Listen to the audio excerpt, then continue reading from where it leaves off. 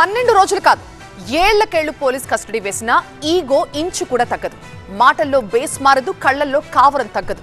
Tollywood పెద్దలకే ముచ్చెమటలు పట్టించినోండి. Piracy నా జన్మ హక్కు అన్నట్లుగా ఉంది ఐబొమ్మ రవి మాట తీరు.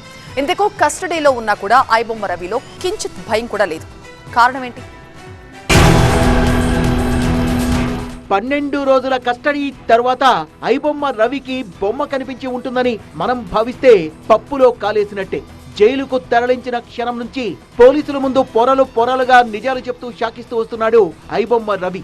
పోలీసుల కస్టడీలో ఉన్నంతసేపు రవి పూర్తిగా మౌనంగా ఉండలేదు. అవసరమైన చోట నోరు విప్పాడు, కీలకమైన చోట మౌనం పాటించాడు. అని విచారణ చివరి దశకు వచ్చేసరికి కన్ఫెషన్ స్టేట్మెంట్స్ రూపంలో కొన్ని నిజాలైతే బయటకొచ్చాయి.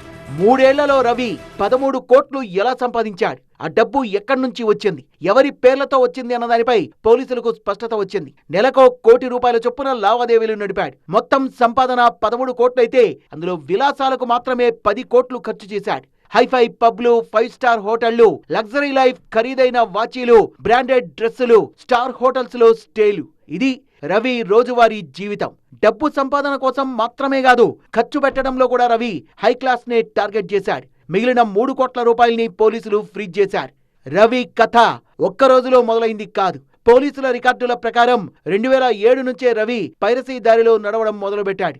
మొదట చిన్నగా స్నేహితుల సర్టిఫికెట్లు, డాక్యుమెంట్లు అవసరమున్నప్పుడు తీసుకొని ఆ తర్వాత అదే ఒక ఆయుధంగా మార్చుకున్నాడు. నమ్మకం, స్నేహం, పరిచయం, ఇవే అతని ఎంట్రీ పాయింట్లు. రవి స్నేహితులు ప్రహ్లాద్, అంజయ్య, కాళీ ప్రసాద్, ఈ 3 పేర్లు ఇప్పుడు కేసు ఫైల్లో కీలకంగా మారాయి. స్నేహితుల సర్టిఫికెట్లు తానే కాజేసినట్లు రవి పోలీసుల ముందు ఒప్పుకున్నాడు. ఎడ్యుకేషన్ సర్టిఫికెట్లు, ఐడి ప్రూఫ్లు నొక్కేసి తన ఇల్లీగల్ దందాకు అంకురార్పణ చేశాడు. ఫోటోలు మార్చేశాడు, పేర్లు మాత్రం అలాగే ఉంచాడు. స్నేహితుల ఐడెంటిటీని తనదిగా మార్చుకున్నాడు. వాళ్లే తిరుగుతున్నట్లు, వాళ్లే సంతకాలు చేస్తున్నట్లు ఒక డూప్లికేట్ ప్రపంచాన్ని క్రియేట్ చేశాడు. అసలు వ్యక్తులకు ఏమీ తెలియకుండా వాళ్ల జీవితాల మీదే రవి రహస్య వ్యాపారం సాగించాడు. ఫ్రెండ్స్ కి తెలియకుండానే వాళ్ల పేర్లతోనే దొంగ కంపెనీలు ఏర్పాటు చేశాడు. Supplier India, hospital in, ER infotech, ఇవన్నీ బయటకు చూస్తే పక్కా కంపెనీలే. జిఎస్టీ నెంబర్లు, బ్యాంక్ అకౌంట్లు, అగ్రిమెంట్లు అన్నీ రియల్, కానీ దందా మాత్రం ఫేక్. దొంగ కంపెనీలతో బిజినెస్, అదే రవి స్ట్రాటజీ, అదే అతని బలం. పోలీసుల విచారణలో మరో విషయం బయటపడింది. రవికి డబ్బు మాత్రమే టార్గెట్ కాదు, లైఫ్ స్టైల్ కూడా. ఆ ఆడంబరమే చివరికి అతన్ని అరెస్టు దాకా తెచ్చింది. 12 రోజుల కస్టడీ ముగిసిన తర్వాత జైలుకు తరలించే సమయంలో రవి ముఖంలో భయం లేదు, టన్నుల కొద్దీ యాటిట్యూడ్ కనిపించింది. TV9 తో ఎక్స్క్లూజివ్ గా మాట్లాడిన రవి గొంతులో భయం అన్న పదార్థం గ్రాము కూడా కనిపించలేదు. రవి చెప్పండి, మీరు రవి ఐబొమ్మల మీ రోల్ నా పేరు రవి, ఐబొమ్మ రవి. చెప్పండి. కాదు, నా పేరేంటి? అదే రవి చెప్పండి. మొత్తం జరుగుతున్న మీరేం అడుగుతున్నారు? ఇష్యూకి సంబంధించి మీరు ఏం చెప్తారు? ఇప్పటివరకు ఎందుకు అడగలేదు? మొత్తం పైరసీ చేశారని చెప్తున్నారు. దాదాపు 4 సంవత్సరాలుగా మీరు ఏం చేశారు? మీ రోల్ ఏంటి చెప్పండి. అసలు మిమ్మల్ని పోలీసులు అరెస్ట్ చేశారు, మీరు ఏం చెప్పదలుచుకున్నారు?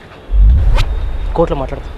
చెప్పండి. అంటే రవి, మీరు ఇప్పటివరకు ఈ బెట్టింగ్ యాప్ల ద్వారా కూడా మీరు పెద్ద ఎత్తున డబ్బులు కూడా పెట్టారని తెలుస్తున్నాయి. ఈ బెట్టింగ్ యాప్లో మీ రోల్ ఏంటి? మీకు ఎవరు చెప్పారు? రవి చెప్పండి. మీకు ఎవరు చెప్పారు? ఇప్పటివరకు మీకు అవకాశం లేదు, మీరు ఏమైనా చెప్పదలుచుకుంటే చెప్పండి.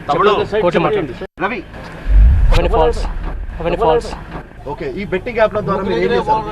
బెట్టింగ్ యాప్స్ నేను ప్రమోట్ చేసిన ఎవరు చెప్పారు మీకు? పోలీస్ చెప్తున్నారు. మీరు బెట్టింగ్ పోలీస్ చెప్తే అయిపోతుందా? ఐబొమ్మ దాంట్లో మీరు సైట్ పోలీస్ చెప్పారంటున్నారు. బెట్టింగ్ బగ్స్ ఉన్నాయి కదా, ఐబొమ్మ బెట్టింగ్ బగ్స్ ఉన్నాయి కదా, ఐబొమ్మ సైట్ లో బెట్టింగ్ బగ్స్ ఉన్నాయి కదా, బెట్టింగ్ ని ప్రమోట్ చేయడానికి. ఐబొమ్మ సైట్ లో బగ్స్ ఉన్నాయి, ఐబొమ్మ రాదు అంటున్నారు. మీ దగ్గర ఏ ప్రూఫ్స్ ఉన్నాయి?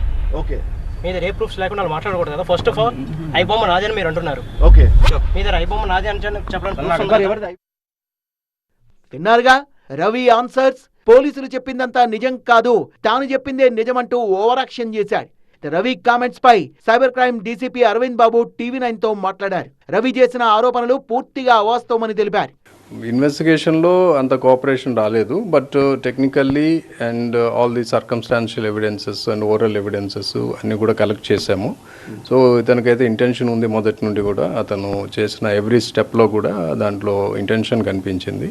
So we have evidence against him. So Ravi శుద్ధపూసేం కాదని తేల్చేశారు పోలీసులు. కానీ ఐబొమ్మ ఇష్యూలో అతగాడు పాత్రధార, సూత్రధార అన్నది తేలాల్సింది.